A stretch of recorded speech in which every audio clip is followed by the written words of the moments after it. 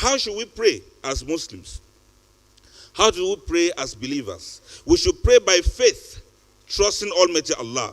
We should pray consistently, trusting Almighty Allah. We should pray for healing, trusting Almighty Allah. We should pray for others, trusting Almighty Allah. We should pray, and when our prayers are answered or are not answered, we should remember that if you knew what Allah knows, we wouldn't change a thing. If we know what the Lord of the world, the Rabbul Alameen, what he knew, we wouldn't even want him to change anything, because whatever he has given and done for us is always the best for us, especially as we are believers and we have that trust in Almighty Allah. Another thing we must understand is that prayers have to be learned. It is like swimming. When you are first thrown into the water, you may sink because you don't know how to swim. You then may think that the law of gravity is final and the law of gravity cannot be changed, meaning that everything will just drag you down to the earth.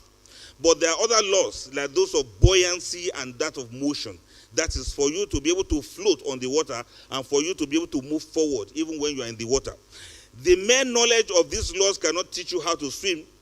You can jump in, and slowly, by repeated practice, you can acquire the skills of remaining afloat and of moving on the surface or under the water, as the case may be. And some people are more skillful swimmers than some others because they have learned the rules and they have acquired the skills by constant practice.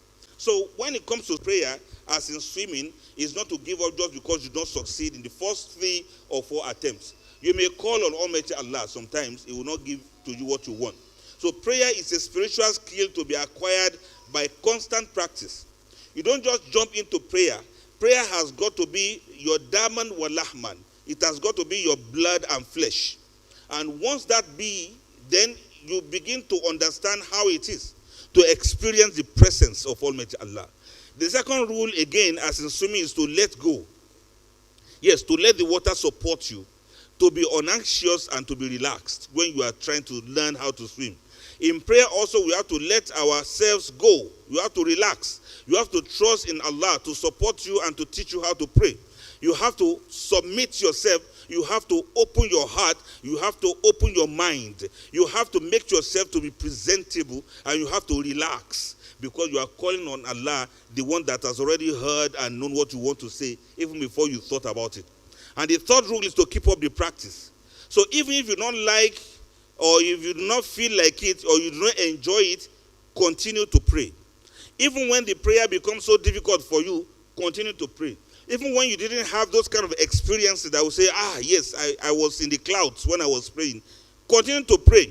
In the life of prayer, our inherent love of sensual pleasures and our selfish love of laziness and comfort will interfere to make us reluctant and to keep up the practice. We will begin to find various excuses for not praying, for not making supplications.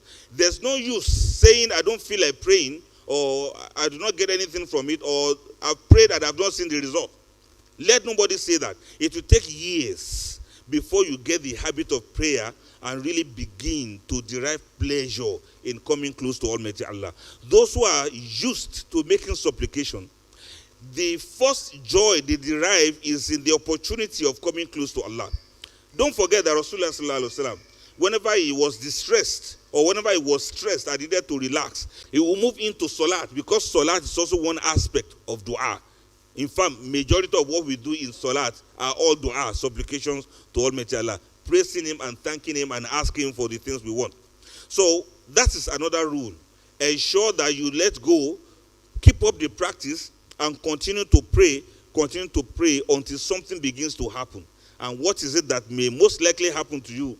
You begin to feel the presence of Almighty Allah because of your total reliance on Almighty Allah. One must strengthen the will to have control over the laziness of the body and the desires of the flesh if one is to make progress in the art, Allahu Akbar, in the art and skill of prayer. In other words, we are trying to imply that prayer is a skill that you acquire. With time, you begin to get better in the prayer. With time, you begin to know the things you should actually ask for. With time, you begin to understand your personal relationship with Almighty Allah in terms of your calling on Him.